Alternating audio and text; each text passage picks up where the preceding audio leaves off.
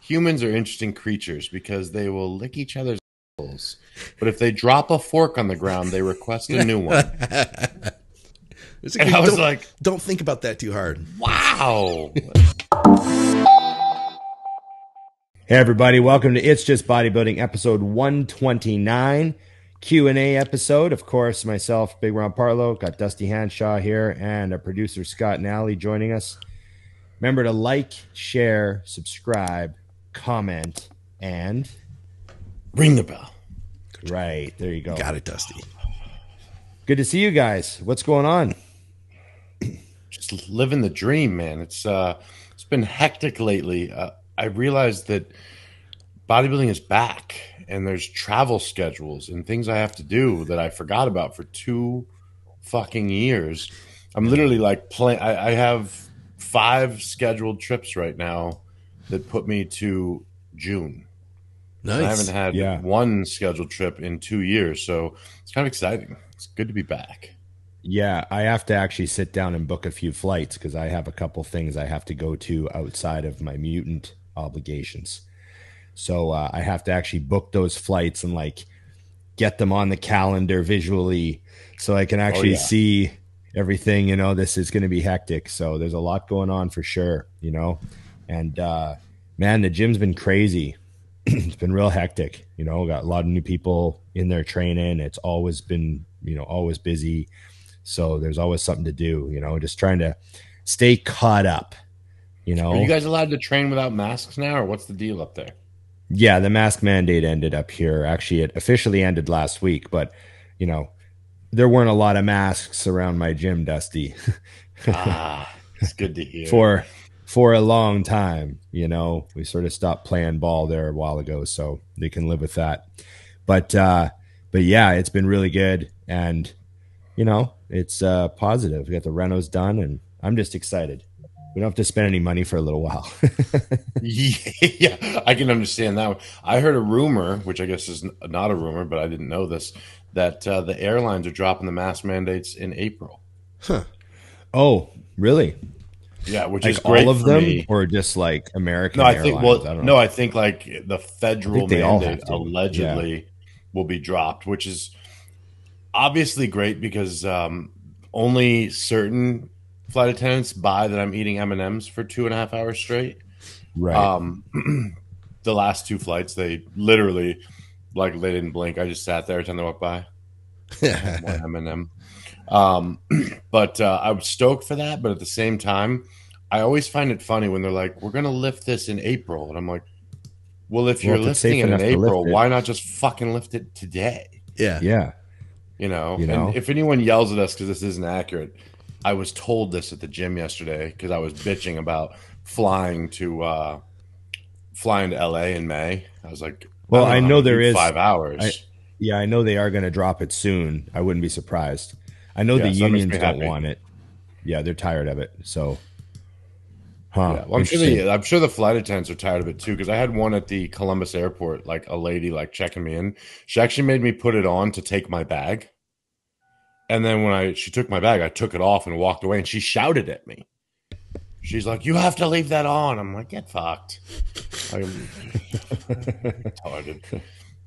So, but yeah, so I'm glad we're getting back. My only complaint that I have to list to people is don't celebrate getting back what should have never been lost. That's all I'm asking. Don't forget these fuckers took this stuff from us. That's all I'm saying. Yeah. I can promise you the guys and girls who lost their businesses over the last 2 years because of this bullshit haven't forgotten. That's all. Okay, well, I'm done with my politics.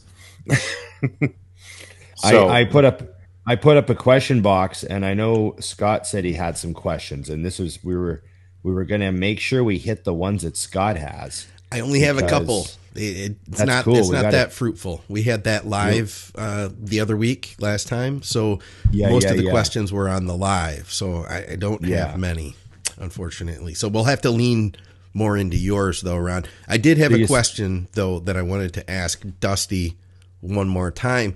When somebody had asked us, where can they get your shirts? How do they get a hold of you for that?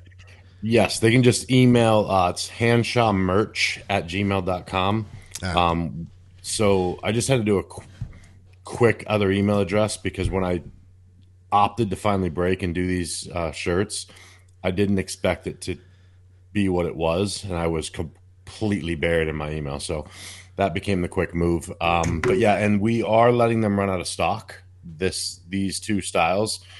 So if you want some, hit us up, because I'm not going to reprint them. I'm doing a new one, a couple new ones.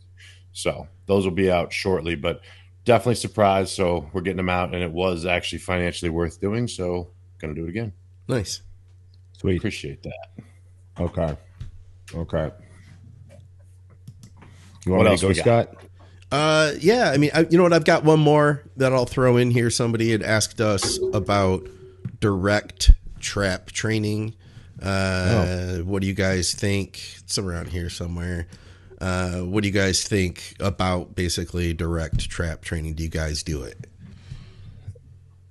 I used to do shrugs all the time. I mean, I was old school, right? I mean, everyone in the 90s did shrugs. So everyone was doing shrugs.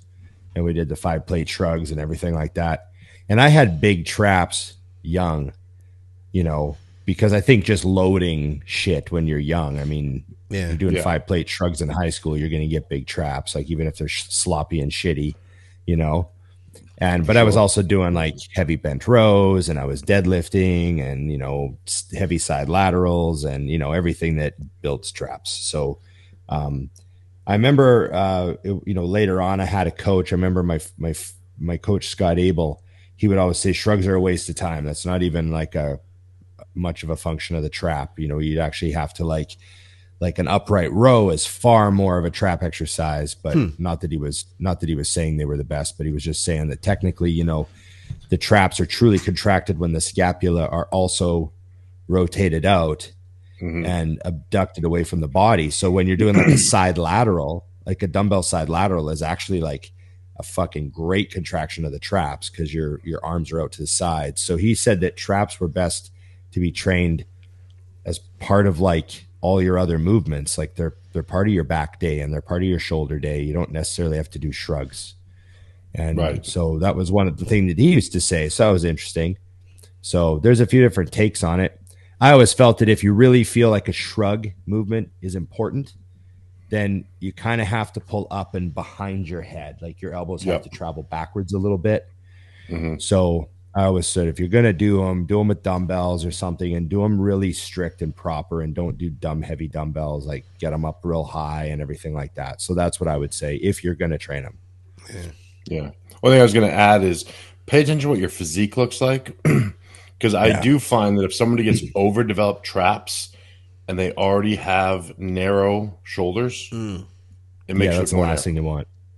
So you want to be mindful of that. Like I'm not saying necessarily you want to go to undeveloped, but I mean, if your traps are connecting at your ears and at your delts, but you're not wide to begin with, that actually makes you look more narrow. So be mindful. What about females in trap training? I can't see any reason for any of them to train traps direct. Like I'm talking about shrug movements, I guess. Like people would call face pulls trap movements, or maybe a high row. Like if they're doing a chest supported row with their elbows out, that's hitting like the inner middle trap. You have to train the shit out of that, because that's, your back double bicep is, your whole trap is displayed. So obviously traps are important and you want to train them. But I want to make sure I'm sort of talking about doing shrugs, I guess. Yeah. Well, because when most people think of traps, they think of here. They forget it's from the neck down. They forget that your traps essentially ride your neck piggyback. So they go halfway down your back in the middle. So you're right. You're getting plenty of the correct area of the trap training with a lot of other movements. But like you said, I think when most people are talking traps, they're talking about neck to shoulder. For sure. And I find truthfully that most people have overdeveloped traps because they don't know how to do lateral raises correctly. Right. So they're using too much trap. Yeah. I threw that in there for the 30 women that we have that watch the show. I think it's 32 now. We're really growing. Well, I'm trying. That was my goal. I was working on 32. Love it. Okay. What do you got, Ron? I got one here. This one is always, I think a lot of our listeners associate with this sort of thing, but this guy asks how to manage an intense oil patch job and bodybuilding. And I could say I've worked with a lot of people over the years who have worked like oil patch jobs and wanted to compete and stuff. And I often list them as like some of the most dedicated, most disciplined people I've ever had the fortune to work with. Some of the schedules they were able to keep and the amount of work they'd go through to make sure they could train and stuff like that.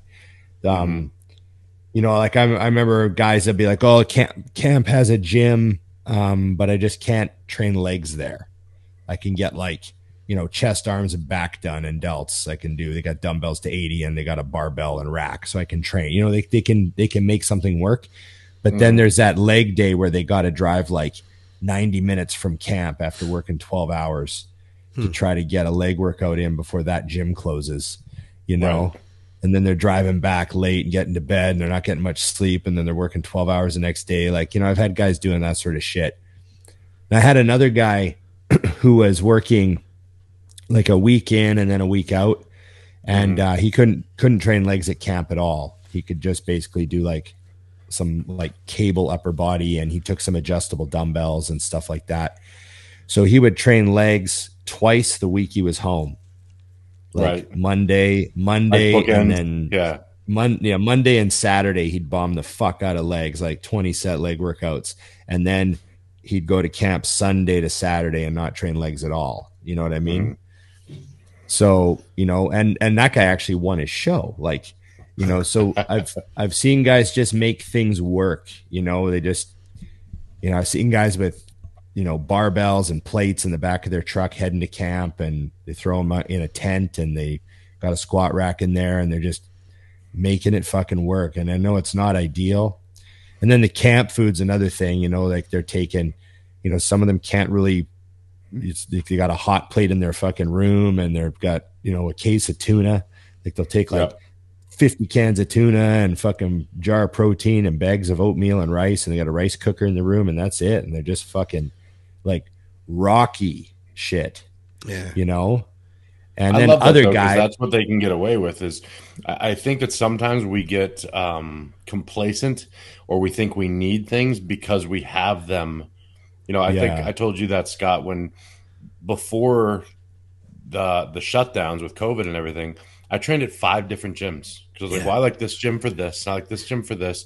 And I didn't realize I was just being a bitch. And then I go to a gym that has, at the time, I mean, they had barbells and a couple machines. Yeah. Very, very little.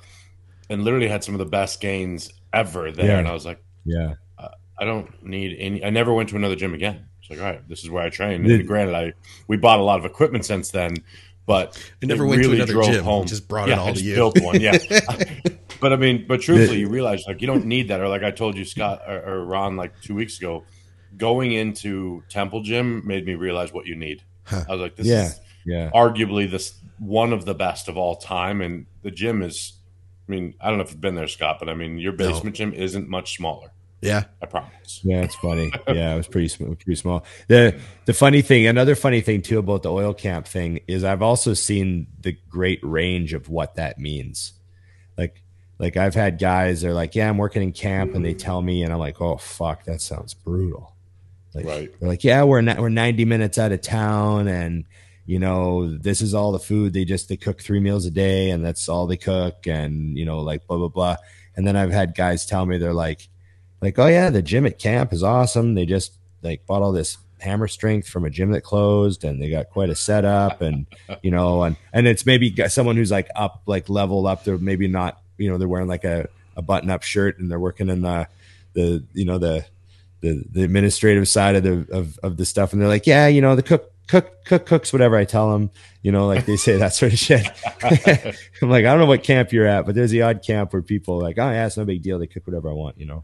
It's such a different world than what I'm used to, because you were like, you know, an oil patch worker, and I had to like actually think like, what is that for a minute? Because that's not something that we do around here. I've worked with guys that work like on a platform down like in Texas or something like that. Yeah, drillers. They're like roughnecks. They're like moving pipe and slinging chain But yeah, we don't have like a lot of oil patches around here. The people in the US, that's the shit. That's what they're doing. Like, Yeah. It's a crazy business. There used to be a reality show up here where they we're at like a rig out in the bush and the guys are like, slinging pipe and chain, and it's fucking dangerous. Like there's people die doing that job, right? No kidding. Yeah, I bet.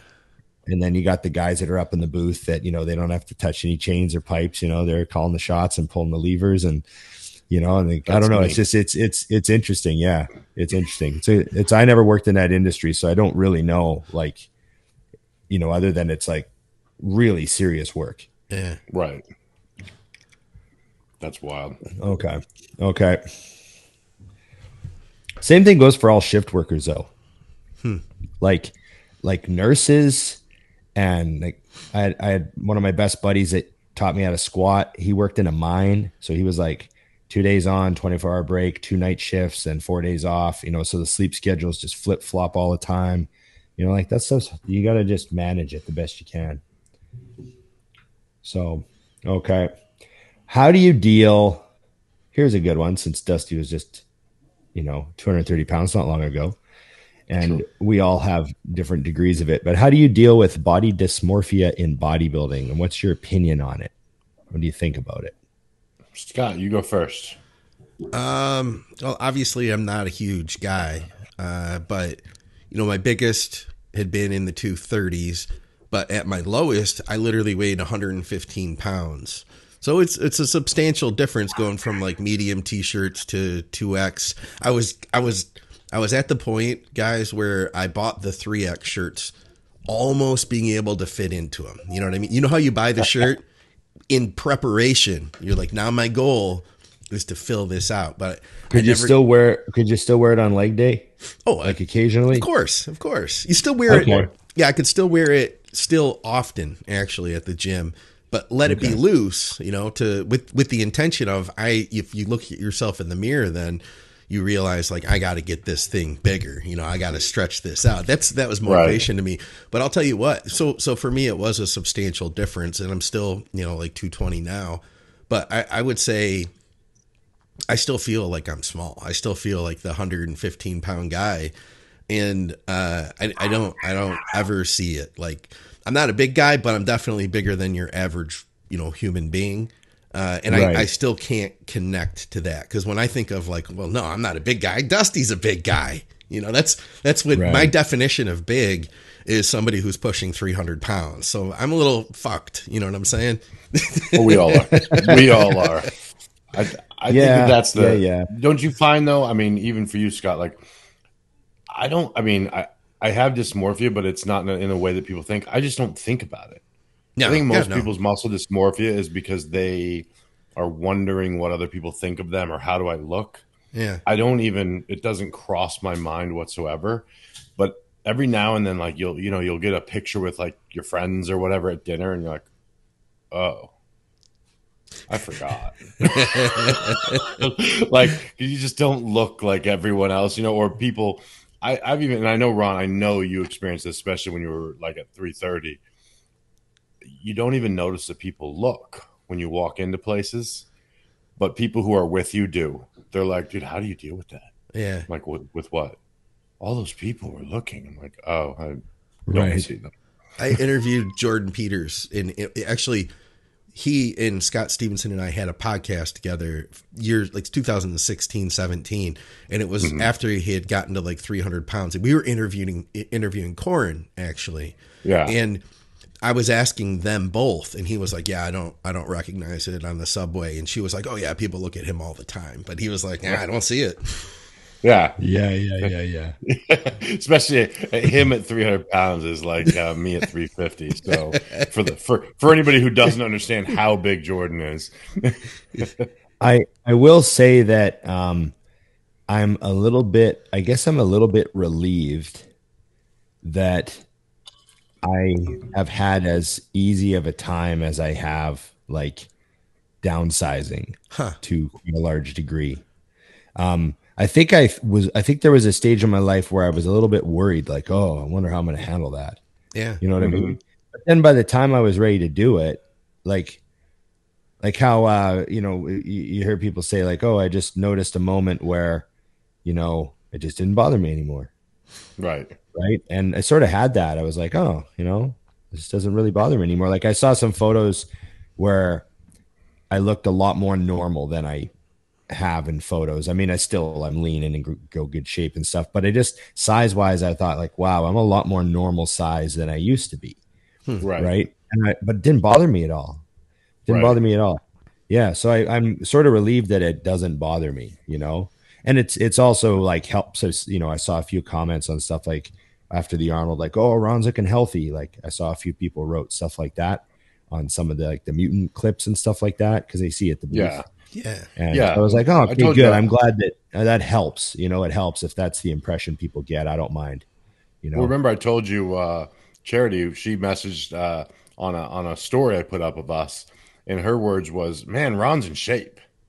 Oh yeah, like that was the answer. It wasn't Ron's small. It was Ron's in shape. Right. And I think that the big thing, and I mean, it's more question than a statement, is don't you think what it is you're no longer chasing that, so it doesn't matter. Like I can see, like when I came out of the hospital, I mean, granted, a completely different thing because I had lost a ton of muscle, but it was an emergency. Yeah. To get back.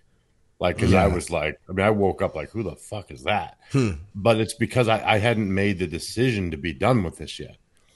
Because I've said it a million times, when I'm done, it's going to be a race for how quickly I can get down. I don't know what the number is, but how quickly I can get down to whatever size I'm comfortable with that's as small as possible. 265, that's my guess.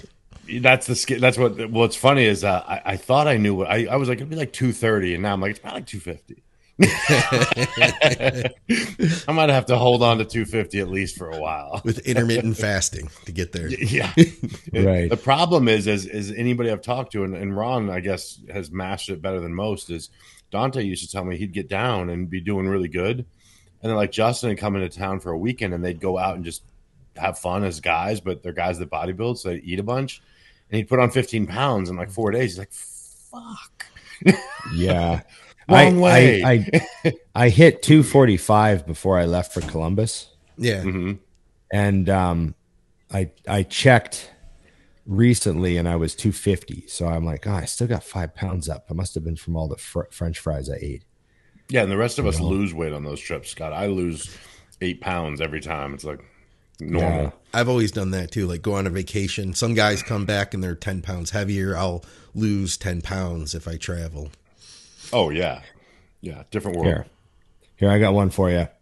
That's what's kind of funny. I understand this. Why do bodybuilders always eat peanut butter, but nobody eats peanuts? I don't disagree with the logic. I don't. I also don't understand what the obsession is with peanut butter. I don't get it. Right. Like, I like peanut butter. It's fine. But like I've had clients be like, you can't put peanut butter on my diet. I can't stop. And I'm like, what? Right. Yeah. Why? Like, because it's not, I mean, it's the same to me. Like if I'm in the off season and you give me a bowl of cashews, I will eat them all. But if I'm eating what I'm supposed to, I take out 2 ounces and I put it in a small cup and I eat them all and it's over. Yeah. It's a very weird thing to me with people with peanut butter. So yeah, I back it. And the answer to the question is because peanut butter squished are delicious. Peanut butter's unsquished. There's better choices. You got cashews, you got almonds. They taste better. Pro tip though, and Scott Stevenson told me about this. If you take 15 grams of fat from peanut butter and then you switch to 15 grams of fat from peanuts, you'll actually digest less fat. So you can get leaner by making that switch. Because if you think about it, you can chew peanuts, but unless you really grunt, it doesn't all break down. So yeah, it comes out the other end. We all see that. Yeah. So that's a thing. I never thought about it, but I was like, that's ingenious. Wish you had the perfect ratio. Yeah. But then you'd have to know how many bites you can take before you have to stop and swallow. Yeah. None. Just like two. You know, you get ripped. I remember I knew a guy once. I worked the door with him and he was dieting for a show and he got really peeled for his shows too. He was the type of guy that got peeled, like always had his glutes shredded. He was really good condition. And one day after we worked the door and he takes a Snickers bar and he just takes a bite of Snickers bar and he just chews and chews and chews and chews. And then he just like spits it all out on the ground. I go, what are you? And he goes, oh, I just don't swallow it, but I got to taste it, man. And he just takes another bite and chews, and then he just spits it all out, and then he rinsed out his mouth. I've done that. Spit it. But Scott's like, I've done that. I've done that. I swear to God. It's happened. Not gonna lie. Oh God. I feel bad for that Snickers because that Snicker knows that he never loved him. Wait, that's a different thing with the swallow. Never mind. My bad. Like me, love me. Anyways, so why don't you tell us about that, Scott? You actually did that? Yeah, I can't remember what, but I remember dieting and just being like, man, I really want to eat that. And then I changed my mind midway, like chewing it. And I was like, if I spit it out now, I'm good. So I spit it out, whatever it was. I was in my kitchen. I was like, you know what? I kind of got the like mental satisfaction of eating it without actually having eaten it. But I will say that for some reason that did remind me of a story when I was working for 7-Up, and it's a very physical job, and I'm loading all this pop in a Meijer grocery store, and I saw it was like a cookie wafer out of the package on the floor. And I remember looking at that thing and thinking to myself, you know what? If I were to pick that up right now and eat that, it would taste just like it's supposed to. Like, it would be totally fine. There's nothing really wrong with it. I bet that thing would taste exactly the way it's supposed to. I remember having that whole conversation, not that I was actually going to do it, but I was actually thinking about, like, that cookie is still a good cookie. Right. That's when you know you're hungry, you know? But is it? You know, I saw a meme about that the other day. It was so true. It said, humans are interesting creatures because they will lick each other's assholes. But if they drop a fork on the ground, they request a new one. I was like, don't think about that too hard. Wow. So point being, you should have eaten the fucking cookie. Oh, God. Sorry, I derailed us twice already. We're early in the show. Ron doesn't even want to put his phone on the floor in the gym. And I'm talking about eating cookies off of a public floor. Yeah, but I've just ruined his whole life because I've thought about where he's put his tongue also. So, yeah. I'm not so concerned about where my mouth goes, Dusty. I'm not really too worried about that. Where my phone goes is a big deal, but where my mouth goes, I've never really been concerned. I can put the phone on my cheek, but if I licked it, it's fine. Very low standards for where my mouth goes, yes. Okay. I lost my train of thought. There's a lot going on there. That was derailed very poorly. Sorry. I'll do better next episode, but not today. I have feeling this one. What are you watching right now, Dusty? I got a few TV questions. Do you have no show on the go right now? Because Peaky Blinders went to the BBC thing, and I researched how to watch it here, and I'm like, I'm not going through all that because it's going to be available on Netflix in like June. So waiting for that. Okay. So what season are you waiting for? The newest. Okay. 6. Was they 4? They 4, 6? Where are they? 6, I think it is. Yeah. Okay. So that one just started 3 weeks ago, and I'm fortunate enough that I think a lot of people in the States are also not watching it, so no one's ruining it. Okay. You know. So, but what are these questions? Let's get to this. I mean, I could use someone asked me what I thought of the new season of Billions, season 6 of Billions. I bailed on that show a while ago. So I love that show. But season 6 has lost us. So we have moved on. Season 6, well, Axelrod left the show. Oh. Yeah. He left the show. Like he sold the company and fucking took off. He kind of lost this big battle against an arch enemy and he wound up leaving. And I think the plan is maybe bring him back later. I don't know. But for now he's gone for a whole season and we're just not interested. So, yeah, one of those things. I don't know what happened with that show for me because I really liked it out the gate, and then it's overwritten. Yeah, it fizzled out on me. I want to say after it was either season 3 or 4, it started to I was like, you're not getting me anymore. Because I was suggested that based off of Suits, actually, right. And people were like, this is Suits, but way better. And they're playing with more money. And, you know, I loved it. First 3 seasons I thought were like awesome. Yeah. So it must have been season 4 where it kind of flatlined for me. And you know what it was is I skipped it and I didn't miss it. So I didn't have to come back. Right. You know how it is. You know how it works. Yeah. So, okay. List 3 goals for this year. You guys are first. Mine are easy. We're first. Well, what do you mean yours are easy? Well, I guess I already know them, so I didn't have nothing to think about. Okay, well that's okay. That's I'll good. go quick that's then. Good to display. I want to buy a new house.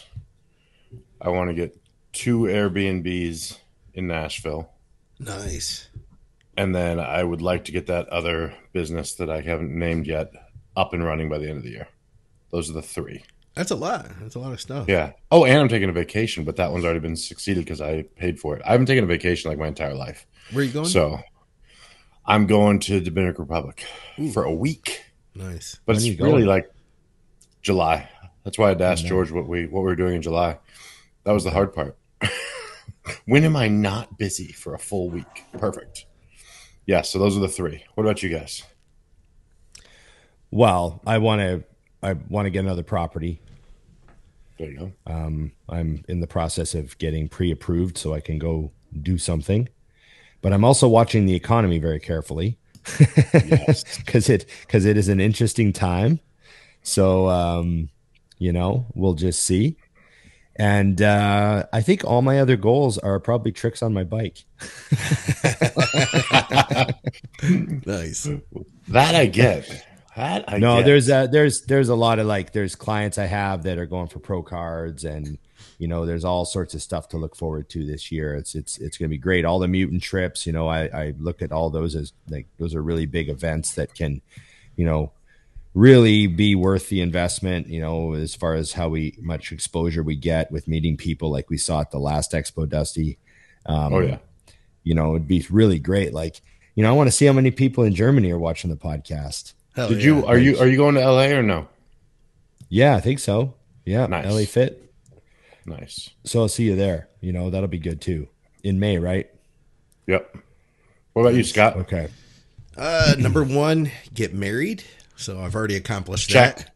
Check. And with that goes a bunch of other stuff. Like we had to hire an immigration lawyer. There's literally like 900 pages of stuff to fill out. And he's going to be there with us through the whole process. So that will help us to ensure that we get it done right the first time versus like we could do it ourselves, but I think it would literally be probably more Victoria than me making it a full-time job, trying to figure it all out and stuff. So we're doing the things we need to for that. I'll say also continue to build the channel. So with that said, as Dusty and Ron mentioned before, if you haven't subscribed, we would love to have you along because we have a ton of educational stuff and entertaining stuff coming out each week. You know what? I really need to get my head around some better investments because I have money that isn't currently doing anything. And I need to figure out a better plan for that. So on Thursday, I'm going to talk to an investment guy, and just to get some more ideas. I talked to my dad about that stuff. I have some investments, but I need to do some more with the money I have right now, and figure that out. So I'd say those are 3.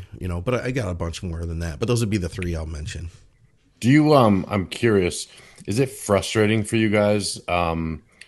Doing the immigration properly and how hard it is, yet knowing how sloppy our country is on just letting people roll through improperly. Oh yeah, it bothers me, and I have nothing to do with it because I find it absolutely insulting that someone coming in like Victoria, who's going to absolutely be an asset to the country, right, and taxes and all these other things, has to literally hire someone to handle the process. Yeah. Yet, if you're a criminal that's been, convicted of crimes in the States, we will let you right back out again to give you another shot.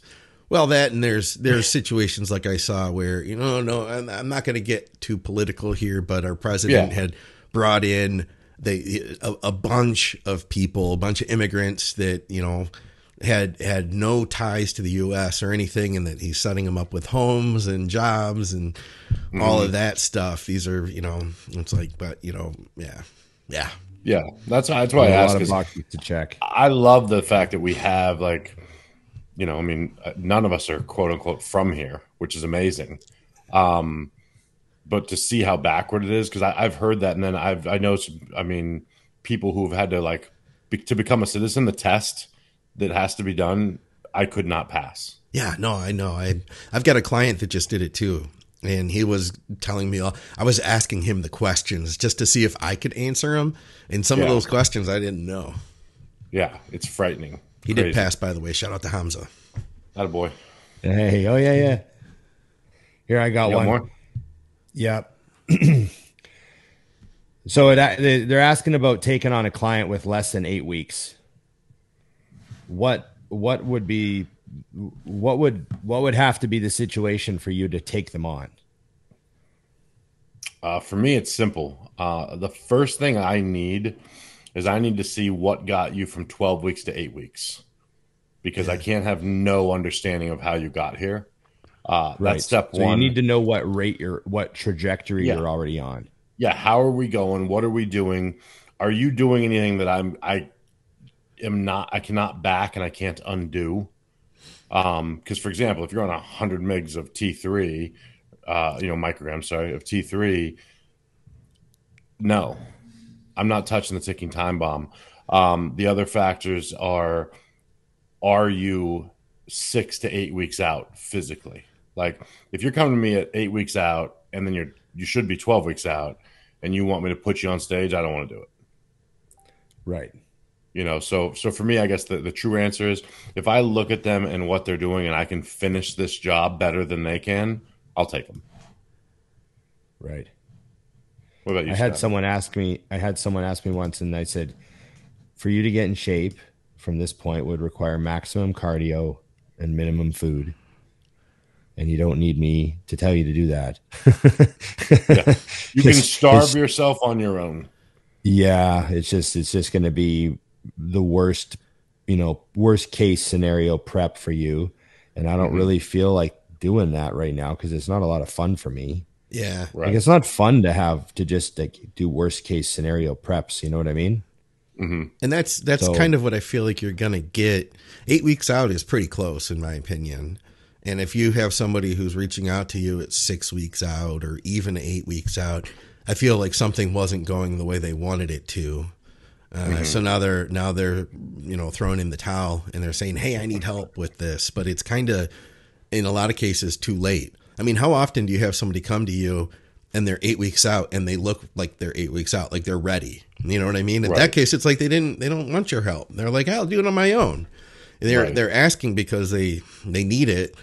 And the reality is, it's kind of like, imagine if you were like in a foreign town you don't live in, you don't know the streets, and your friend picks you up and says, hey, okay, you take the wheel, and now you're driving, but you're in a city you don't know, where you're at, and you know where you want to get to, but you have no idea how to get there. That's kind of what coaching is like in that situation. Yeah. And I feel like people maybe don't always understand that. They just think that there's maybe a formula for getting in shape that I don't understand, when the reality is, like Dusty said, it's like, what did it take to get from 12 weeks to 8 weeks?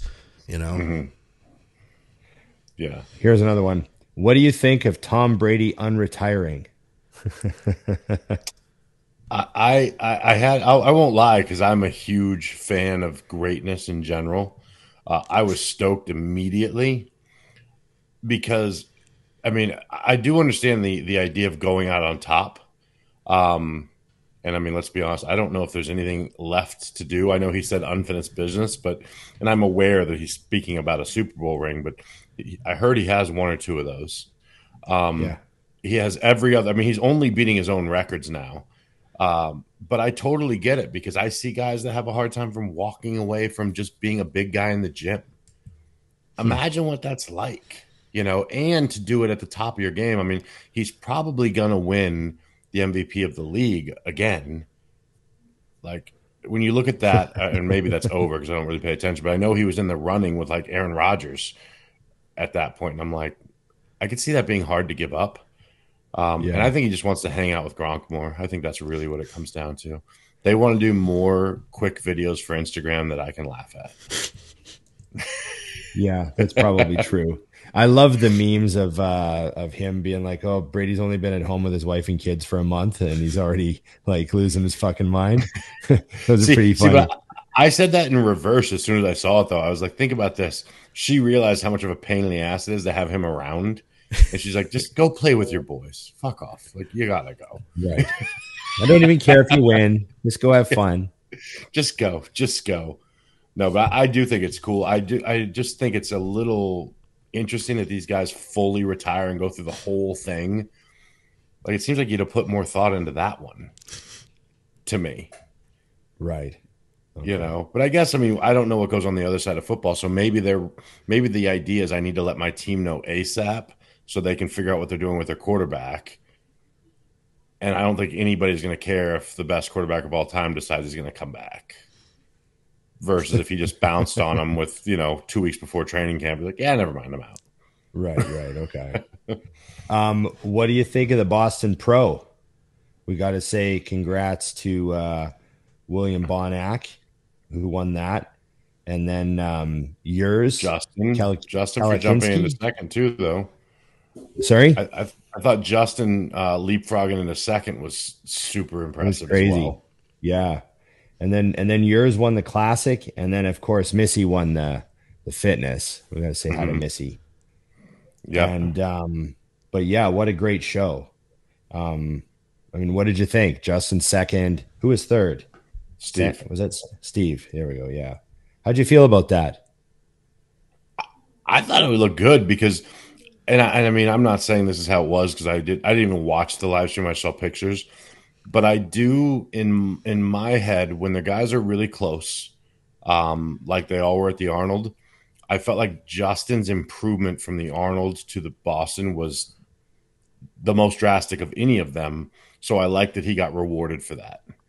You know what I'm saying? Like I don't know that I would have no issue if Steve would have taken second, but I definitely like the idea that like you came in drastically better.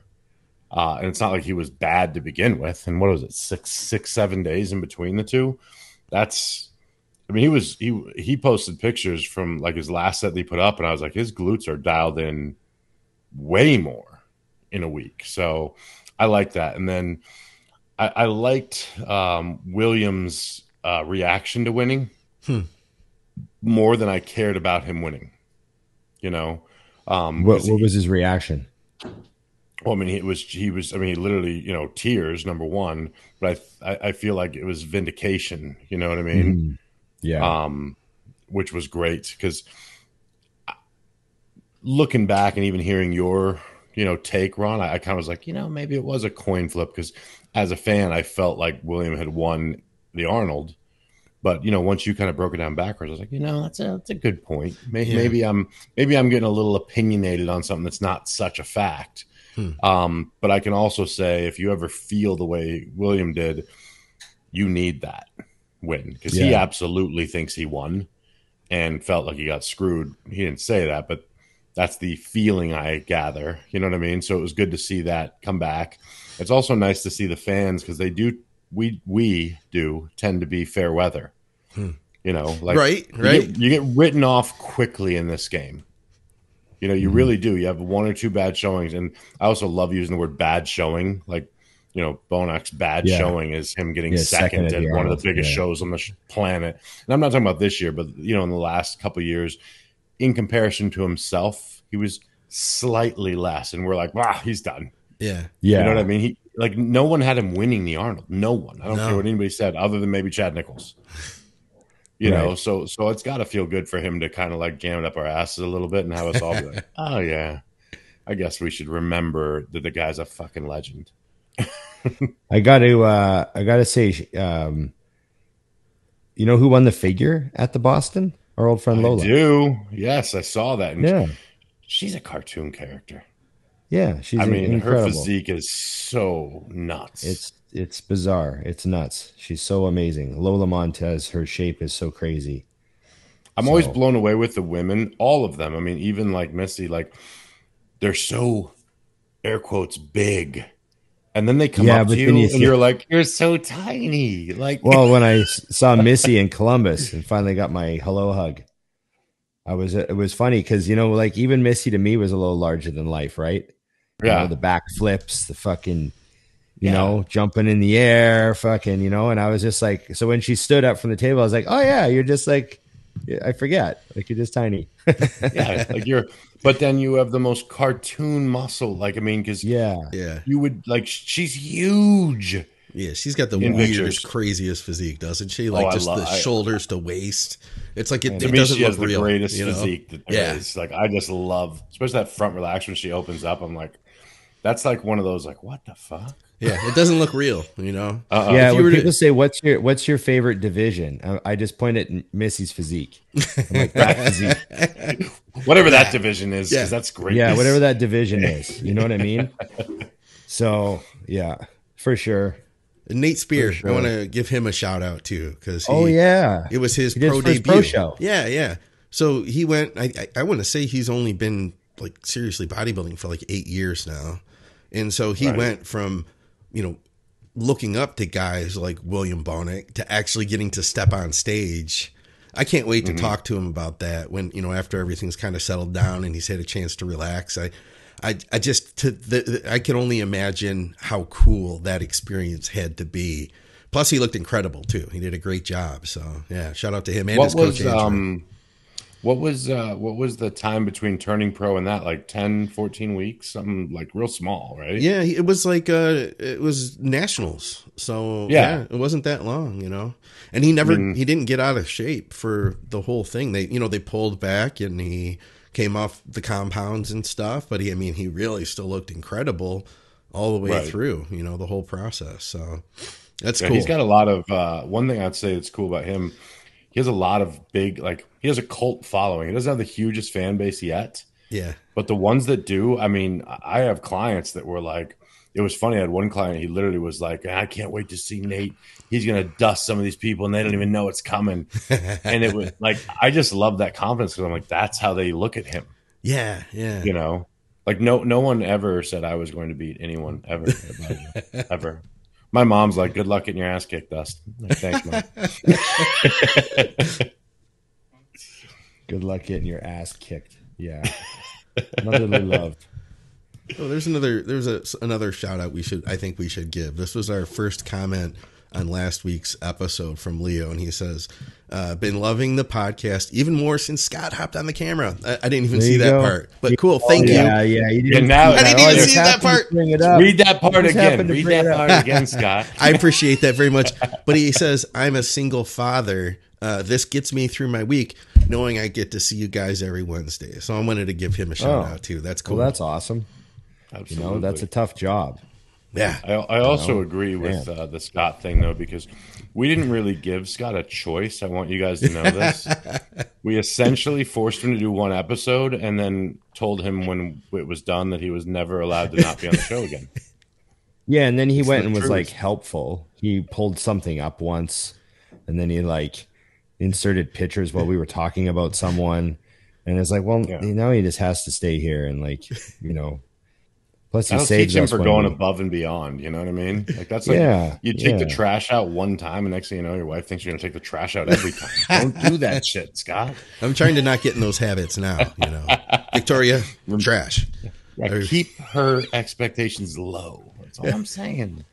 We're not recording this part, are we? Oh shit! Yeah, she won't watch. You know, it's okay. Yeah, expectations, definitely.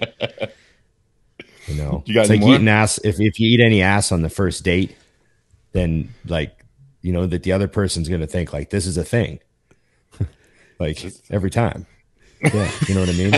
So you just got to make sure, you know, that, you know, careful what you commit to is what he's saying. Yeah. You know, make sure it's right. It's right. Make sure it's right. You know. So I'm reviewing some older questions just to see if I had any, since I didn't do a proper question box for this. I'm sorry. Well, you had all those questions for our guest on the guest episode. That was very good. Yeah. That was very good. I went halfway, but I had to commit to him. Plus, the thing is when you're managing your own schedule, I got to be careful because if I put that box up, I have to answer them also. Speaking of, we should just ask the audience. We're trying a new format here, doing an additional episode. You guys didn't even know this was going to come out, did you? I guess. I'd be curious to know what everybody thinks. Because we could have probably answered a handful of questions, and made it one longer show. But I felt like that was a good standalone piece, and this is a nice standalone piece, and you get some more Ron and Dusty. So I'd be curious to hear what everybody's feedback is on that. If you're sticking around this long, you probably like the show, at least hopefully. Yeah, no, definitely. So, we're hoping that, doing, extra releases of, I guess, slightly shorter clips, slightly shorter episodes, but you wind up with more total time. Yeah, exactly. That's sort of the premise, I guess, eh? Yeah. What do you say our average episode is? What do you mean? Like, do we go hour and a half? It's a good hour and a half. Yeah. Plus, I think. The last one was hour and 45 minutes. I've got another episode here that was... Oh, that one's on I'm not sure. But what about this one? How long have we been on? Well, I don't know because we're recording 2, but we've been on record now for 2.5 hours. It's a long time. Right. But you guys never thought you were going to spend that long with me. But you didn't even know who I was years ago. It's true. Oh, But I never thought I was going to be spending 2.5 hours with you guys. It's pretty cool. You also from my think perspective. we'd beg you into it either. Please save our show. We're fucked. No. But like I said, Dusty and I talked a lot about the show when we were in Columbus, and just hearing what people had to say, and we got a lot of ideas. So, the kind of multiple releases and having a little bit more format and stuff like that was something that Dusty and I thought would, really help us, because we also want to be efficient with delivering quality content, all that stuff. Got to have some progression. Dusty needs progress. Yeah. No, you know what? It was true though, because we did leave there, and I think the one thing that we gathered, and I'd love to get some more if you guys can on the comments, is what you want or what you even enjoy from the show, because I think we really do just wing it more or less. So if something that's that you want more, because I got a lot of people that made comments about the show helping them through tough times or things like that, and I was like, that's a much deeper than I imagined. But it also kind of made us realize, not that we want to change anything, but just we could probably polish this a little bit. You mean like you could put like a tiny bit of work into it? I could show up on time at least every other week to the. It's nice to have you when you arrive, though, Dusty. That's a thing. I always considered it fashionably late, like always here, because they never know if I'm actually coming. I know. And sometimes I just disappear for a month. You never know. So we'll what days is going to come out, Scott? Episode 129. I'm really not sure yet. We'll have to figure that out, because we're going to do Friday for Q&As, maybe. Well, I've got a Friday show that's already committed to. So but Thursday we'll have to talk about it. I'll have to think about it. I haven't even gotten that far, because we do this Wednesday. I've got a show Monday. Doesn't even make sense in my world yet. Yeah, it's like I'm still processing. You guys are seeing this real time. We decided to do this 37 minutes ago. So if we're really getting down to how just much imagine what week 2 will be like. With all that thought. It's going to be good stuff for the last 5 minute people. I just looked, I was like, it was literally 49 minutes ago that we made the decision to do this. So yeah, here we go. Okay. Well, remember everybody, like, share, subscribe, comment, ring the bell. There we go. Got it. Help us out with the algorithms, and we will keep it coming. And today was a record 2, wing it, last minute decision, and we hope that you like it, and we want to grow this. So much appreciated, everybody. And comment with questions. I'll be sure to gather them up on that the next round. Yeah, we want to do more questions off the YouTube page. That's something we want to reward you guys that do the YouTube comments. So absolutely, we're going to kind of like go there first, and then we'll go to like the other stuff. So thanks very much. Remember, everybody, it's just bodybuilding.